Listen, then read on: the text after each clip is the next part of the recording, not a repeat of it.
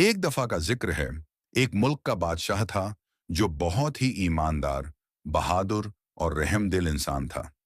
वह अपनी रियाया का बहुत ख्याल रखता था और बादशाह की मल्लिका भी बहुत अच्छी खातून थी। मल्लिका एक गरीब लकड़हारे की बेटी थी। एक दिन बादशाह शिकार की वजह से जंगल में बहुत दूर निकल गया और अचानक मौसम भी खराब हो गया। आंधी तूफान की वजह से किसी को कुछ भी नजर नहीं आ रहा था। सब सिपाही और साथी बिछड़ गए। जैसे जैसे शाम के साए फैलते गए तो बादशाह को वापसी की फिक्र लाहिक होने लगी। बादशाह रास्ता भटक गया था और वापस नहीं जा सकता था। लेकिन जंगल भी जंगली जानवरों से भरा हुआ था। इसी वजह से जंगल में भी रात नहीं गुजारी जा सकती थी। इसीलिए बादशाह कोई महफूज जगह की तलाश करने लगा। चलते चलते उसको एक जगह धुआं नजर आया। वहां जाकर वह क्या देखता है कि वहां एक छोटी सी झोपड़ी है। नेक दिल बादशाह ने दरवाजा खटखटाया तो अंदर से एक बूढ़ा बाहर आ गया। बादशाह ने बताया कि मैं मुसाफिर हूं, रास्ता भटक गया हूं, बाहर मौसम खराब है, मुझे पनाह की जरूरत है। बूढ़ा आदमी बादशाह को अंदर ले गया। उसकी जवान खूबसूरत बेटी भी थी। वे दोनों बाप बेटी यहाँ जंगल में रहते थे और बूढ़ा लकड़ियां काटकर शहर में बेचकर गुजारा करता था। बादशाह के लिए लड़की ने बहुत अच्छा खाना तैयार करके दे दिया। खाना सादा था मगर बहुत मजेदार था। फिर उसके बाद उसके लिए आरामदेह बिस्तर बनाकर दे दिया गया। बूढ़े और उसकी बेटी ने उसका बहुत अच्छे से ख्याल रखा। सुबह बादशाह अपने महल वापस आ गया था, लेकिन उसे बूढ़े लकड़हारे की खूबसूरत और नेक दिल बेटी की बहुत याद आई, जिसने उसे एक परदेसी मुसाफिर समझकर उसका इतना अच्छे से ख्याल रखा था। अब बादशाह की शादी उसके अपने चाचा की बेटी से होनी थी। लड़की बहुत मगरूर और चालाक थी।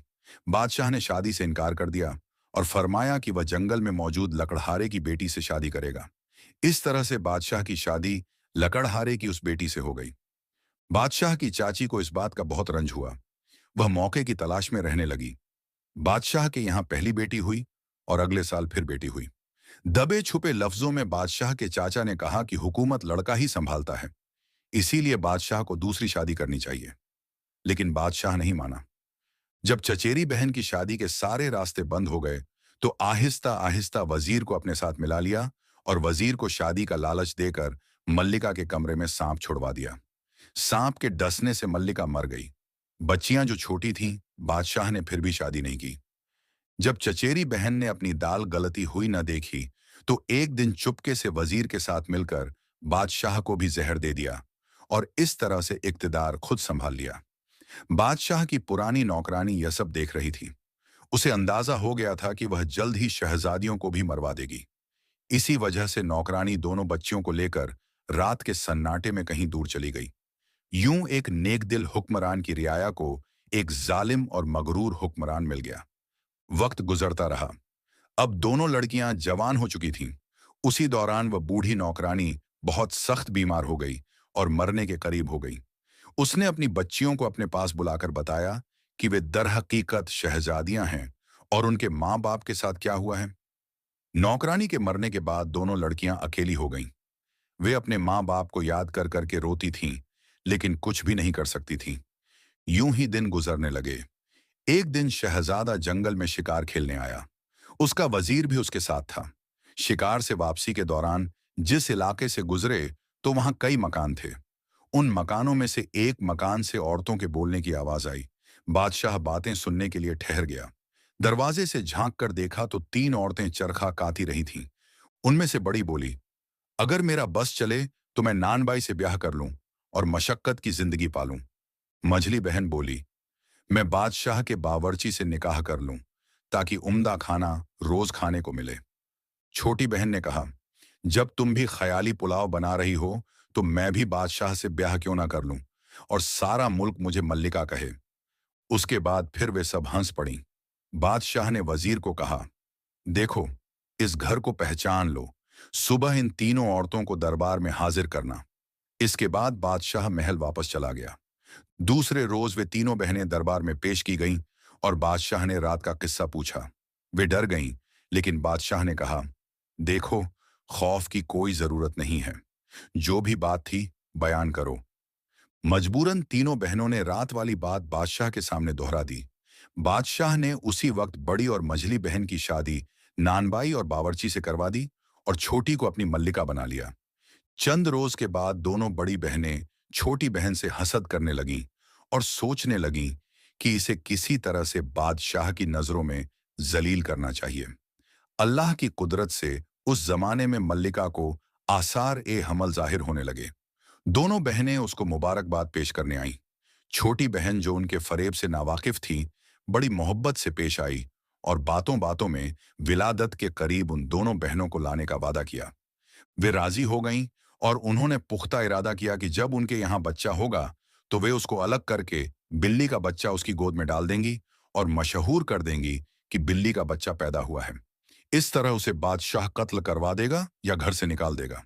जब विलादत का वक्त करीब आया तो उसने अपनी बहनों को बुलाने की बादशाह से इजाजत ली और उनको अपने पास बुला लिया। उन दोनों बहनों ने बिल्ली का इंतजाम करवाया।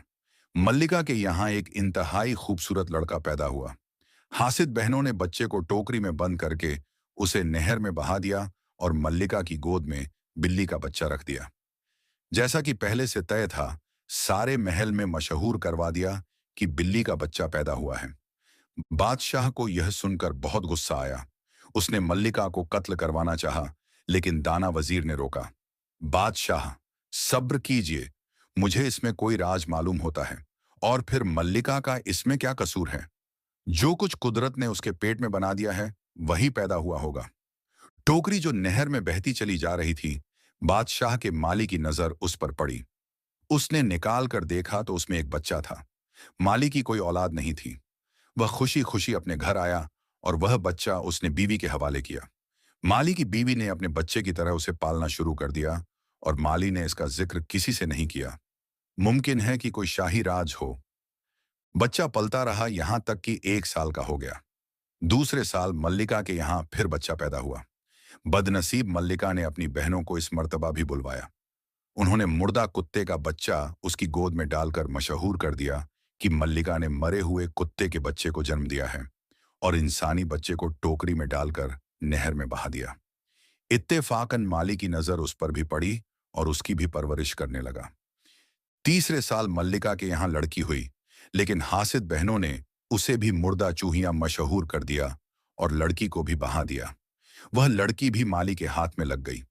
इसके बाद बादशाह ने नाराज होकर मल्लिका को एक लोहे के पिंजरे में बंद करके उसे शहर की मस्जिद के दरवाजे पर रखवा दिया, ताकि हर आने वाला उसके मुंह पर थूके और जो इनकार करे उसे कत्ल कर दिया जाए।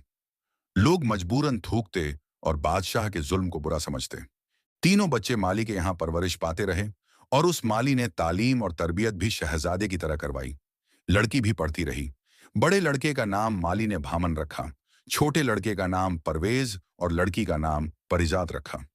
उस जमाने में माली इत्तेफाकन बीमार होकर मर गए। बच्चों को इतना दुख हुआ जैसे माँ बाप का होता है। बच्चे पढ़ लिख कर बड़े हो गए। माली भी रुपए पैसे वाला था। उसने बादशाह से इजाजत लेकर एक महल तामीर करवाया और एक बहुत बड़ा बाग बनवाया, जिसमें एक चिड़ियाघर भी था। वे तीनों बच्चे उसमें रहने लगे। अब यहां रहते हुए भी ज्यादा दिन नहीं हुए थे कि माली भी मर गया। बच्चे बहुत परेशान हुए, लेकिन क्या हो सकता था, सब्र किया। दोनों भाई सैर शिकार के लिए जाते। परिजात बाग में अपना दिल बहलाती या कभी गाना गाती। इत्तेफाकन मल्लिका की हासिद बहनों ने आपस में मशवरा किया। मल्लिका का तो खूब इंतजाम हो गया है, लेकिन मुमकिन है कि उन बच्चों का राज खुल जाए, लिहाजा इनको ठिकाने लगाओ। उन्होंने कुटनी को बुलाकर माजरा पेश किया। उसने कहा, तुम इत्मीनान रखो, मैं ऐसा कदम उठाऊंगी कि किसी को कानों कान खबर तक नहीं होगी। एक दिन दोनों भाई शिकार को गए। कुटनी उनके घर आई और परिजात से नमाज की इजाजत लेकर वजू करके नमाज पढ़ने लगी। परिजात उससे मुतासिर हुई, खाना दिया और बाग दिखाने के लिए अपने साथ ले गई। मक्कार कुटनी कहने लगी, यूं तो हर चीज यहां पर मौजूद है, लेकिन 3 चीजों की कमी है यहां। अगर वे मिल जाएं तो यह बाग बेमिसाल हो जाएगा। परिजात ने पूछा, तुम बताओ तो सही। उसने कहा, इसमें बोलती चिड़िया, गाथा दरख्त और सुनहरे चश्मे के पानी की कमी है। अगर वे भी आ जाएं तो बाग जन्नत का नमूना पेश करेगा। परिजात ने कहा, यह चीजें कहां से मिलती हैं? कुटनी ने कहा, यहां से 20 रोज की मंजिल पर हिंदुस्तान की सरहद पर जो पहला आदमी मिलेगा वह रास्ता बता सकता है। वह बुढ़िया शौक की आग भड़काकर फौरन रफू चक्कर हो गई। शाम को जब दोनों भाई घर वापस आए तो बहन को फिक्रमंद पाया। वजह पूछी तो उसने तमाम कैफियत बयान कर दी। भामन ने कहा, तुम इतना रंज क्यों करती हो? मैं जाता हूं ना, मैं हर चीज लेकर आऊंगा। अगले रोज भामन सफर के लिए तैयार हुआ और बहन को एक खंजर निकाल कर दिया। देखो, यह जब तक साफ है तो समझो कि मैं बखैर हूं।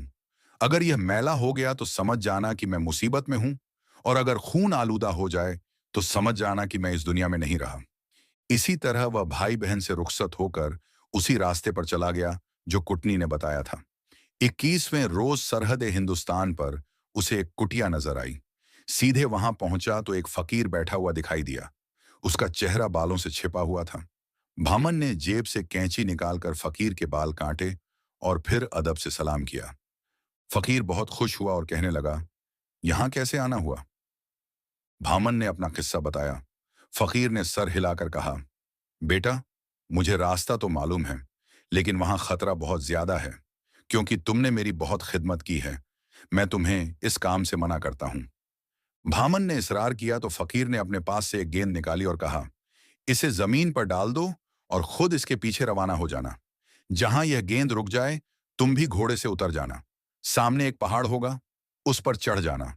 उस पर तुम्हें अजीबोगरीब आवाजें आएंगी, मगर तुम्हें कोई नजर नहीं आएगा। उस वक्त तुम्हें सब्र से काम लेना है। अगर तुमने पीछे मुड़कर देखा तो पत्थर के बन जाओगे, और अगर आगे बढ़ते रहे तो तुम्हें तुम्हारी मतलूब चीज मिल जाएगी। भामन ने फकीर का शुक्रिया अदा किया और गेंद जमीन पर डालकर उसके पीछे चल पड़ा। गेंद पहाड़ के दामन पर ठहर गई। वह घोड़े से उतरा और पहाड़ पर चढ़ने लगा। अभी चंद कदम ही चला था कि चारों तरफ शोर मच गया। गालियों की आवाजें आने लगीं। भामन सब कुछ सुनता रहा और आगे बढ़ता रहा। जब और ऊपर पहुंचा तो गालियों की आवाज और बढ़ गई। गालियां सुनकर उसका खून खौल उठा। भामन तलवार निकालकर पलटा तो वहां कुछ भी नहीं था, लेकिन वह खुद पत्थर का बन गया। परिजात रोज खंजर उठाकर देखती और दुआ करती रहती। एक दिन उसकी तबीयत उदास थी। उसने खंजर उठाकर देखा तो वह सियाह हो चुका था। यह देखकर वह रोने लगी। परवेज बाहर आया तो परिजात से कहने लगा, मैं भाई की तलाश में जा रहा हूं। परिजात बोली, मैं अकेली कैसे रहूंगी? उसने कहा, मैं तुम्हें खुदा के सुपुर्द करके जा रहा हूं, लेकिन अगर भामन को इस हाल में छोड़ दिया तो सोचो उसका क्या हाल होगा। उसके बाद वे दोनों गले लगकर रोए। परवेज ने अपने गले से मोतियों की माला निकालकर बहन को दे दी और कहा, जब तक ये ठीक रहें, समझ जाना कि मैं ठीक हूं, और जब मोती आपस में जुड़ जाएं, तो वह मेरी मौत का दिन होगा। परिजात ने हार गले में पहन लिया और कहा, जाओ, मैं तुम्हें खुदा के सुपुर्द करती हूं। परवेज 20 रोज सफर करने के बाद 21वें रोज उसी फकीर की कुटिया में पहुंचा और वही बातें दोहराईं। फकीर ने समझाया, बेटा, क्यों अपनी जान खतरे में डालता है? चंद रोज पहले तेरी ही शक्ल का एक नौजवान यहां आया था, मगर वापस नहीं आया। शायद पत्थर का हो गया है। परवेज ने कहा, वह मेरा भाई है, मैं अपनी जान दे दूंगा या इंतकाम लूंगा। फकीर ने जब देखा कि यह बात नहीं मानता तो उसने गेंद निकाल कर दे दी। परवेज ने गेंद जमीन पर डाल दी और उसके पीछे चल पड़ा।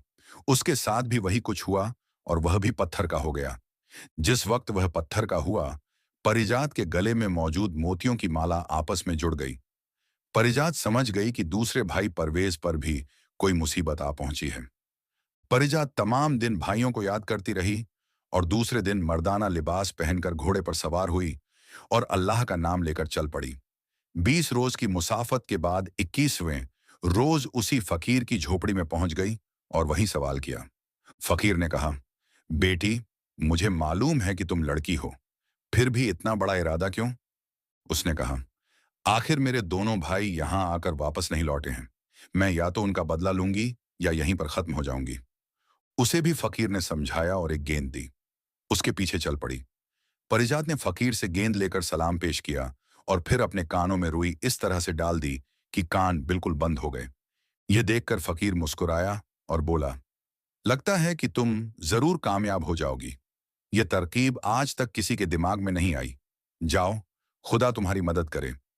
परिजात गेंद के पीछे पीछे चलती रही। पहाड़ के दामन में पहुंचकर घोड़े से उतरी और पहाड़ पर चढ़ने लगी।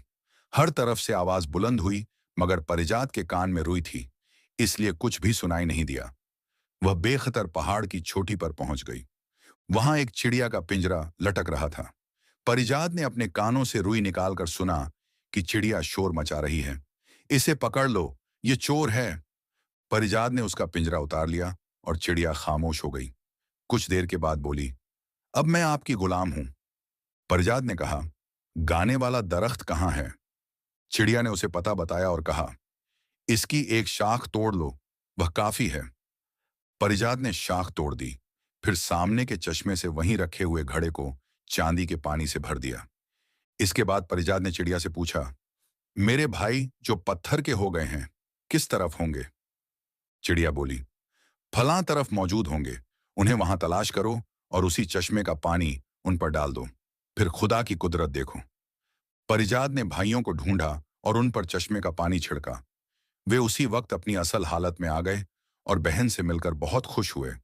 इसके बाद उन्होंने मिलकर उन आदमियों पर भी चश्मे का पानी छिड़का जो पत्थर के हो चुके थे।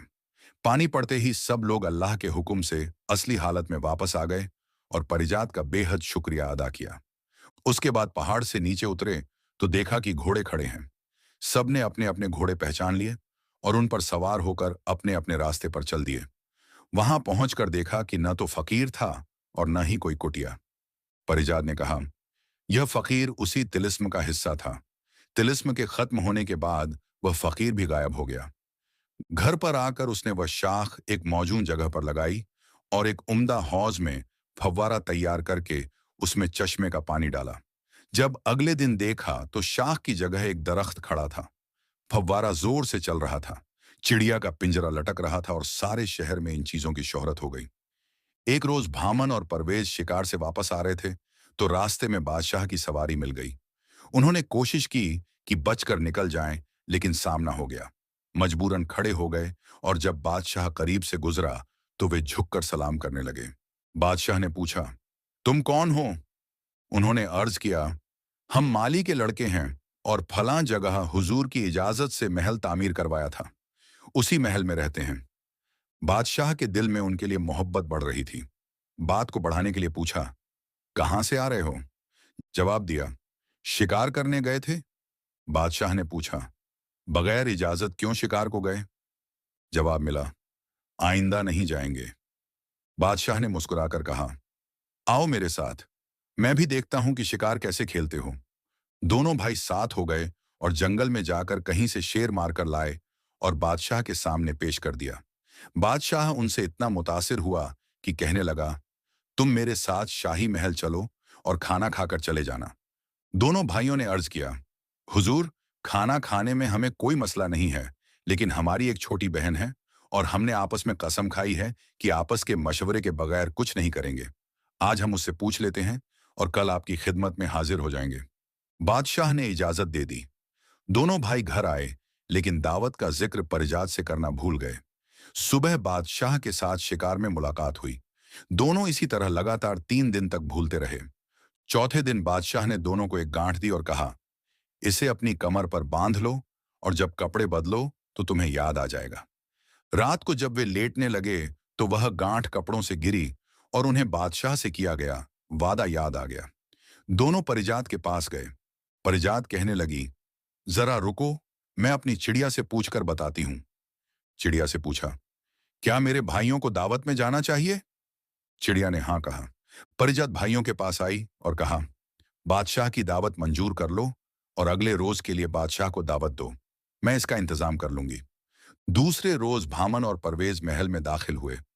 लोग उनके हुस्न ए जमाल को देखकर हैरान रह गए। बादशाह दोनों को लेकर एक कमरे में आ गया। उसके बाद दस्तरखान पर खाना खाने लगे। सबने मिलकर खाना खाया। महल से जाते हुए बादशाह को उन्होंने अपने गरीब खाने में खाने की दावत दी।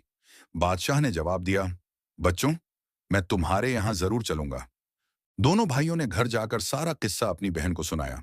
दूसरे रोज दोनों भाई शिकार पर चले गए और परिजात चिड़िया के पास आई। पूछा, बादशाह की हमारे घर दावत है, किस किस्म का खाना पकाना चाहिए? चिड़िया ने कहा, अपने बावर्चियों से कहो कि अच्छा खाना बनाएं, लेकिन मोतियों की खीर जरूर बनाना। परिजात ने कहा, इतने मोती कहां से आएंगे? चिड़िया बोली, बाग में फलां दरख्त के नीचे खजाना है, जितने मोती चाहिए वहां से ले लो। परिजात ने जब वहां जाकर खुदवाया तो वहां लातादाद खजाना जमा हुआ था। उसमें से एक संदूक मोतियों की निकली। बावर्ची को बुलाकर मुख्तलिफ खाना पकाने का हुक्म दे दिया। उधर दोनों भाई बादशाह के साथ शिकार खेलते रहे और रात को बादशाह को अपना किया गया वादा याद दिलाया। बादशाह तैयार हो गया और सीधा उनके घर आया। परिजात ने अपनी कनीजों के साथ दरवाजे पर बादशाह का इस्तकबाल किया। बादशाह ने भी बेटी की तरह परिजात को प्यार किया। फिर वे तीनों बादशाह को अपना बाग दिखाने चले गए। बादशाह जब खाना खाने लगा तो मोतियों की खीर देखकर हैरान हुआ और कहा, यह कैसी खीर है? क्या मोतियों की खीर भी खाई जाती है? भामन, परवेज और परिजात खामोश होकर चिड़िया की तरफ देखने लगे। चिड़िया ने बादशाह को मुखातिब करते हुए कहा, आप मोतियों की खीर देखकर हैरान क्यों हुए?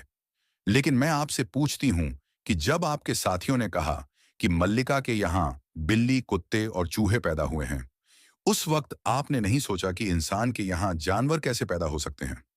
चिड़िया की बात सुनकर बादशाह हैरान रह गया और बोला, ऐ चिड़िया, अगर तुम्हें कुछ राज पता है, अगर तुम मेरी कुछ बातें जानती हो तो मुझे बताओ कि मामला क्या है। चिड़िया ने कहा, मल्लिका की बड़ी बहनें, जिनका निकाह आपने उनकी मर्जी से करवाया था, वे अपनी छोटी बहन से हसद करने लगी थीं। चुनांचे उन्होंने पहली और दूसरी बार के पैदा हुए लड़कों को टोकरी में डालकर नहर में बहा दिया और मशहूर कर दिया कि बिल्ली और कुत्ते के बच्चे पैदा हुए हैं। तीसरी बार बेटी पैदा हुई और उसको भी नहर में बहा दिया और आपसे कहा कि मुर्दा चूहियां पैदा हुई हैं। लेकिन खुदा के हुक्म से वे तीनों बच्चे माली के हाथ में लगे और उसने उनकी खूब परवरिश की, तालीम और तरबियत दी। इसी वजह से वे आपके सामने बैठे हैं। यह सुनकर बादशाह अपने तीनों बच्चों को गले लगाकर बेहद रोया और उनसे माफी मांगी। फिर तीनों बच्चों को लेकर जामा मस्जिद की सीढ़ियों तक पहुंचा और पिंजरा खुलवाकर मल्लिका के कदमों में गिरा और सारा किस्सा सुनाकर माफी मांगी। मल्लिका भी रोने लगी। उसके बाद तीनों बच्चों को देर तक प्यार करती रही। बादशाह ने मल्लिका को हमाम में भिजवा दिया कि लिबास तब्दील करें। उसके बाद उसने हासिद बहनों को बुलवाकर उसी वक्त कत्ल करवा दिया। मल्लिका हमाम से फारिग होकर आई और उसी वक्त सबने मिलकर खाना खाया। दूसरे रोज बादशाह ने जश्न ए आम का ऐलान करवा दिया। तीनों बच्चे नए महल में आ गए। बादशाह ने उसके बाद एक अरसे तक निहायत अदल इंसाफ से हुकूमत की। इस तरह सच्चाई की जीत हुई और झूठ की हार। नेकी का बदला नेकी से मिला और बुराई का अंजाम बुरा हुआ। बादशाह को अपने असली बच्चे मिल गए और मल्लिका को न्याय मिला। सब खुशी खुशी रहने लगे। यह कहानी हमें सिखाती है कि सब्र का फल मीठा होता है, सच्चाई हमेशा जीतती है और बुरे काम का बुरा अंजाम होता है।